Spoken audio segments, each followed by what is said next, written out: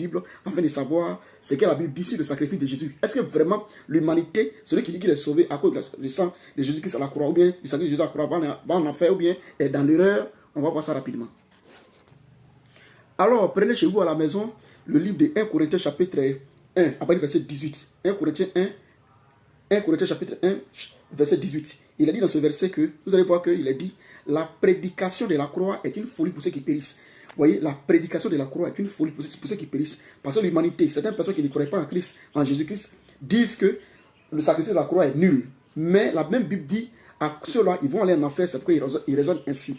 Vous allez prendre aussi le livre de Colossiens chapitre 1, à partir du verset 20. Colossiens 1, à partir du verset 20. Vous allez voir que la Bible dit, la Bible répond à ce monsieur directement. Vous pouvez lire Colossiens chapitre 1, 20. La Bible dit, Jésus-Christ a réconcilié le monde entier à travers son sang. C'est par son sang, à la croix, que le monde entier a été réconcilié.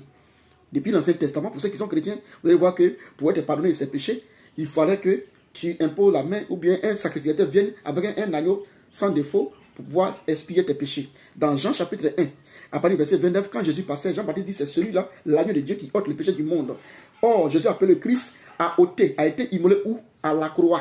Vous voyez, a été immolé à la croix. C'est là que Jésus appelé le Christ a été donc immolé. Depuis l'Ancien Testament, il y a eu le sacrifice. Dans le... Deutéronome chapitre 21, à partir du verset 22. Ouais, Deutéronome chapitre 21, le verset 22. Écoutez bien.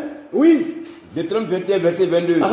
Si l'on fait mourir un homme. Si l'on fait mourir un homme. Qui a commis un crime. Qui a commis un crime. Digne de mort. Digne de mort. Et que tu l'as pendu à un bois. Et que tu l'as pendu à un bois. Son cadavre. Son cadavre. Ne passera point la nuit sur le bois. Son cadavre ne passera point la nuit sur le bois. Donc, la loi dit quoi? On punit quelqu'un à la croix parce que la personne a commis un crime qui mérite quoi? La mort. Mais je pose la question à ce faux prédicateur-là. Quel crime Jésus a commis? Ou bien? Amen. Mais à la croix, pour encore sonner le glas à notre réflexion, alléluia, pour encore amplifier notre réflexion sur le pourquoi Jésus devait aller à la croix. À la croix, Jésus n'était pas seul.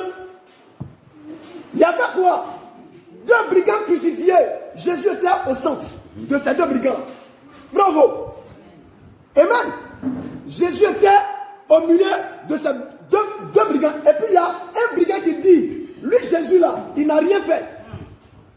Est-ce que vous là même qui avez cru en la croix là, est-ce que vous comprenez la croix?